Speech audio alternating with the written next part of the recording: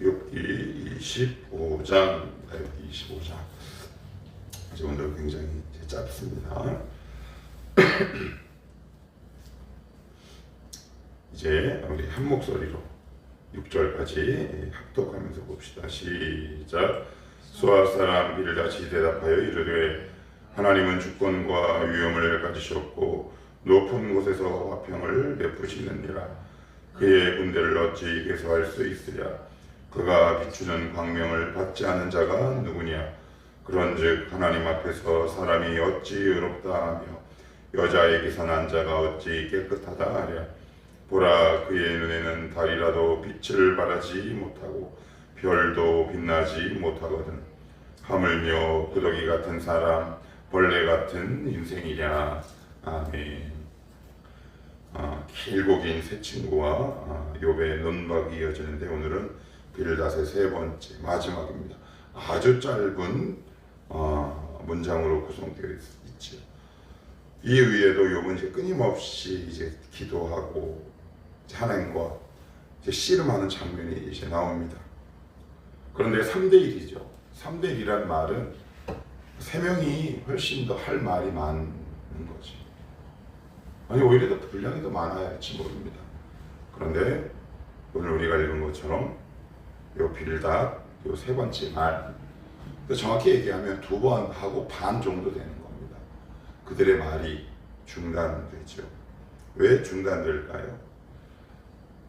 이유는 바로 그렇습니다. 욥의 문제는 그들에게는 너의 문제죠. 근데 욥은 자신의 문제라는 말이에요. 할 말이 얼마나 많겠습니까? 나의 문제, 나의 이야기, 나의 고난이라는 말이에요. 근데 친구들은 굉장히 객관적인 입장에서 욥의 고난을 판단하고 평가합니다. 이게 굉장히 어렵고 그 고난 당하는 사람을 힘들게 하고 심지어 죽음으로까지 몰고 갈 수 있는 아주 어떻게 보면 나쁜 행동인데, 이제 오늘 빌닷의 이 세 번째 말이 이제 드디어 끝납니다. 뭐라고 끝날 것 같을까요? 여러분 같으면 힘들고 고난당하는 내 사랑하는 친구가 있다면 어떤 말을 마지막으로 하고 싶으십니까? 어떻게 보면 이 말이 진심이겠죠. 마지막에 하는 말이 진심입니다. 뭐 예를 들어 제가 좀 단적인 표현이긴 하지만 제가 이 세상을 떠날 때 제 아내랑 우리 딸들, 우리 초등학교 교우들에게 무슨 말하고 갈까? 뭐 그런 생각도 들고요. 뭐 아무튼 한번 봅시다. 뭐라고 마지막으로 매듭 짓고 있는지 1, 2절 제가 한번 보겠습니다.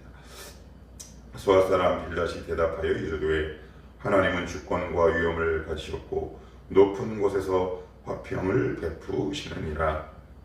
맞습니까? 틀립니까? 맞아요. 근데 맞는데 틀리다 그랬습니다. 왜 틀리다 그랬나요? 이 맞는 말인데 맞지 않아요. 왜요? 욥의 상황과 맞지 않다 그랬어요. 문맥에 맞지 않는다 그랬어요. 삶의 정황, 이런 상황들 문맥과 다르게 우리는 굉장히 거룩한 말을 하는 걸 굉장히 좋아하죠. 이제 그걸 갖고 우리는 자기의 믿음과 실력이라고 생각해요. 정말 신앙의 실력은 인간에 대한 깊은 이해와 따뜻함이 신앙의 실력입니다. 대표적인 게 누가 있을까요? 바리새인과 서기관들과 율법사. 그들은 현란한 말과 지식으로 수많은 사람들에게 가르치기 좋아했죠. 그러나 거기에는 인애, 자비, 사랑이 없었어요. 그들의 말만 이렇게 옮겨와서 보면 다 맞는 말이에요. 그런데 그들이 하는 말은 그 누구도 돌아오게 할 수도 없고 치유할 수도 없었어요. 그래서 주님께서 가르치실 때 그 주님의 말을 듣는 사람들이 이렇게 주변에서 이야기합니다. 어찌 이와 같은 거 전에 우리를 가르치던 자들과 같지 아니하니. 왜요? 우리 주님은 그 사람의 마음을 헤아리고 그 사람의 상황을 이해하시고 그 사람이 처한 그 정황 안으로 들어갔다는 말이에요. 그러니 그 전하신 말씀이 그 듣는 영혼에게 적용이 되고 감동이 될 수밖에 없어요. 그런데 오늘 빌닷은 이 말씀은 맞아요. 하나님은 주권과 위엄을 가지셨고 높은 곳에서 화평을 베푸시느니라. 그런데 두 번째, 이것이 더 나빠요. 이게 무슨 말이에요? 우리 주님은 주권과 위엄, 힘이 세다. 그리고 화평을 베푸시는데 근데 너는 없지? 요 말입니다. 아, 여러분 이게 얼마나 무서운 말입니까? 맞는 말이 오히려 그의 영혼을 아주 깊은 나락으로 떨어뜨리게 하는 거죠.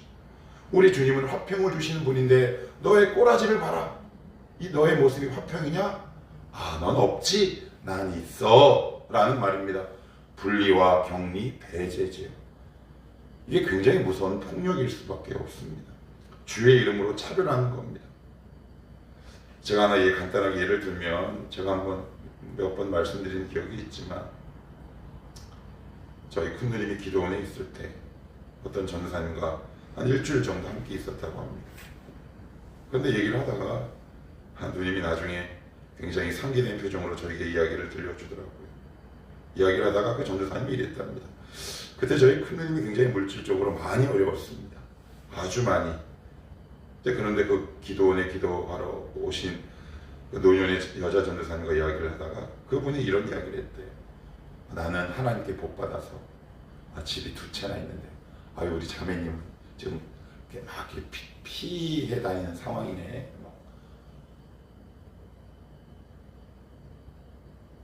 사실은 맞죠. 예, 맞습니다. 근데 아니죠. 그 그리스도인이 잘못하면 빠질 수 있는 함정이 뭐냐면 십자군을 만든다는 겁니다. 여러분 지금 이 빌닷은 십자군입니다. 예, 십자군의 의미가 뭔가요? 주의 이름으로 폭력을 행사하는 거 아닙니까? 여기 세 친구는 주의 이름으로 말하고 있지 않습니까? 이것은 뭐 비폭력입니까? 언어적 폭력이지. 그러니까 이들은 하나같이 다 십자군의 모습을 가지고 요백에 다가온 거죠. 근데 이 세 친구 가운데 십자가를 진 사람은 아무도 없다는 사실입니다. 여러분 십자군은 결정하기 쉬워도 십자가는 지기 어렵습니다. 왜? 그 문제 안으로 내가 들어가야 하거든요. 그 사람을 내가 품을 수 있어야 하거든요.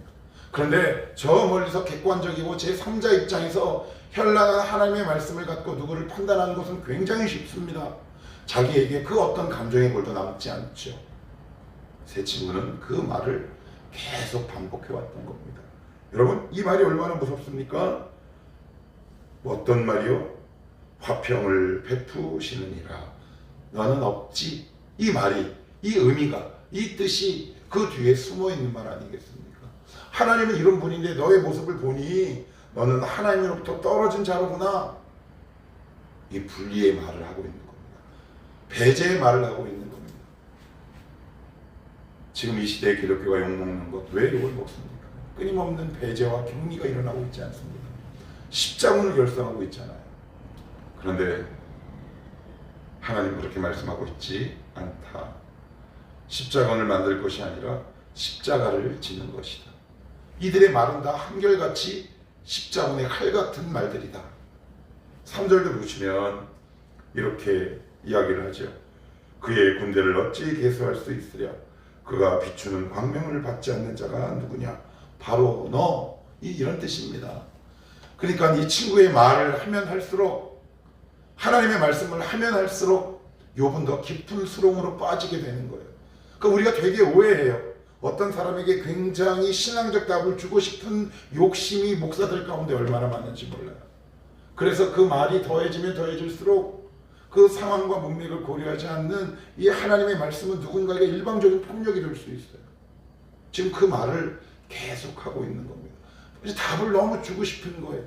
여러분 답은 우리가 못 줘요. 하나님만 주실 수 있습니다.